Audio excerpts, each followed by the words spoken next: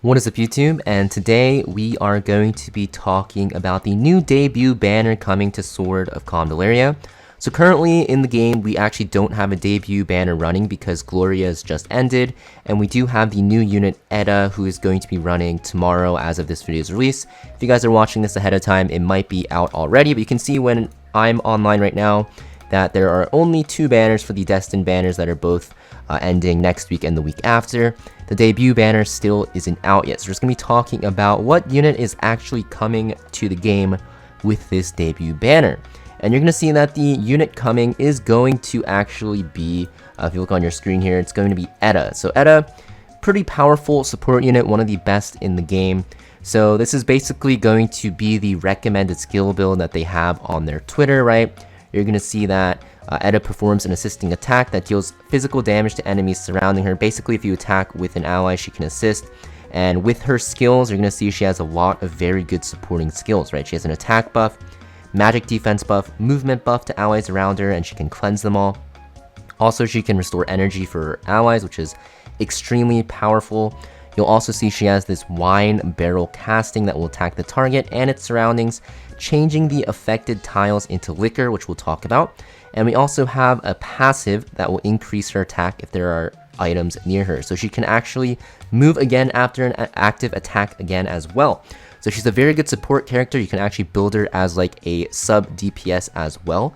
If you actually want to look at her skills more in depth, I've pulled it up on the wiki. And you'll see that she's of the area faction, so you have to build her with an area team if you want to get huge benefits with like a leader bonus and stuff like that. But you'll see that this is her passive here. Basically, you're going to see that she performs an assisting attack against all enemies within 4 tiles of herself, and this can be used once per round. You'll see that when the target is under an ally's active single target attack, it will attack simultaneously. So basically, what this means is when someone on your team attacks, Edda, if she's close enough, will actually also attack as well, which is very nice. And attack is just a simple, regular, ranged attack, 2 to 3 tiles. You can see that she's a ranged character. You're going to see that her innate skill is that she can actually give herself shield break before attacking, which will actually increase her attack when she attacks enemy with a shield. And now let's actually look at her skills, which is like the most interesting. So first thing that you'll see is that she has 2 different kind of trees here, which I mean every character has, but one will be more supportive and one will be more offensive. So for the first level, you're gonna see that the rank level, rank 1, you're gonna see she has either a skill where you can make a box, and this kind of sounds weird, but it's nice because you can jump on it and then actually snipe people with it, or just block tiles. And you can also give a passive to yourself that will give you more attack and ignore target's defense when attacking with a shield, right? So basically, you know, both of these skills are just whatever. The box is very interesting if you want to build her as a damage dealer, which she's very good at. This shield break skill is very nice as well. You're going to see her biggest skill, though, comes at rank 3.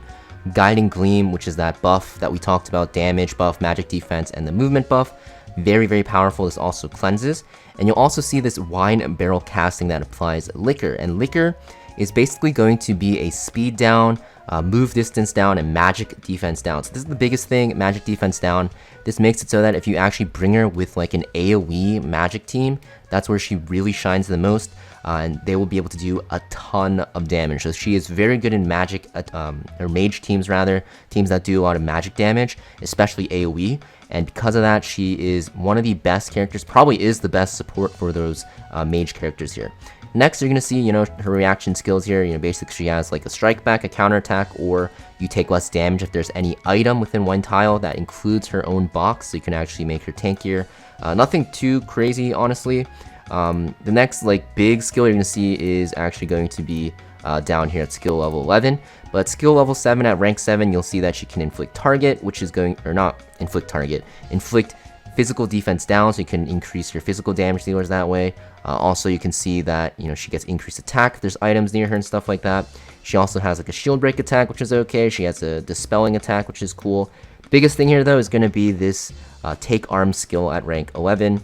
Basically, you'll be able to get a energy restoration for all your allies, and you can see that when she actually assisting attacks, she does more damage, and you can actually do it twice now, right?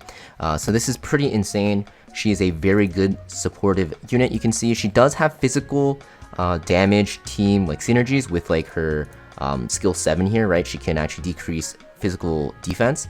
The only thing is, this is single target, so you have to keep that in mind.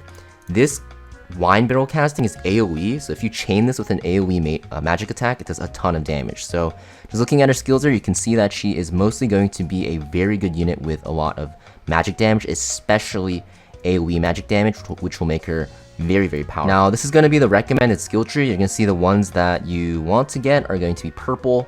The ones that really don't really matter are blue.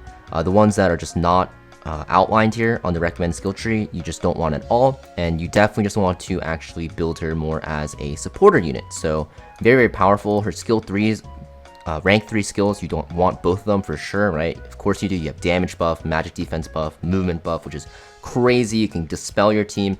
Then you have this AoE slow that also reduces their movement and also decreases magic defense, which is insane. So you can see that she's a very, very good support unit. However, you're going to see in a lot of tier lists though, she is a tier below the best units in the game. So these 6 units, August, Beryl, Cole, Gloria, Inanna, and also Safia. Safia and August aren't actually out yet. And honestly, I think Cole could be placed 1 tier lower. And then we have Edda here. She's in tier 0.5, which is still amazing, just not as good as tier 0. And you guys are probably wondering why. Usually support characters are super good. And the reason is because of how her skills actually are. So honestly, I'm not gonna lie, if this liquor debuff was physical damage, or like reducing physical defense instead of magic, I think she'd be tier 0 for sure. Just because the best damage dealers in the game coming out in the future, August and Safia, are physical damage dealers. Right now, the way she works is she really needs a good magic AoE damage dealer. And Beryl, who's an amazing magic damage dealer, she's primarily single target. The only real magic AoE damage dealer that's like pretty decent right now is Momo. And Momo she didn't have a banner, right? She isn't really that great in the early to mid game, and she's not even that great outside of PvE until like some later stages of tower.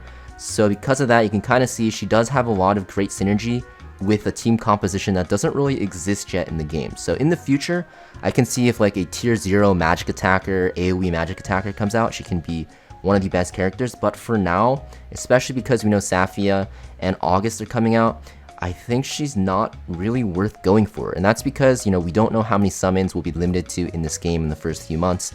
But I really just think that you're way better off saving for Safia and August, because even though Edda looks pretty cool, and honestly she probably is very good still, I just think you're better off saving and just maybe getting her from like an off-banner pull or something like that. Because yeah, we actually look at her skills here in depth. You can kind of see, you know, she does have some physical damage decrease, but it's only single target.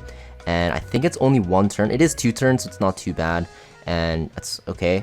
But, you know, very strong support character, but honestly, the characters that are coming out in the future, Safia and August, just seem to be better. If you do go for Edda though, still a very powerful unit. She's still very good.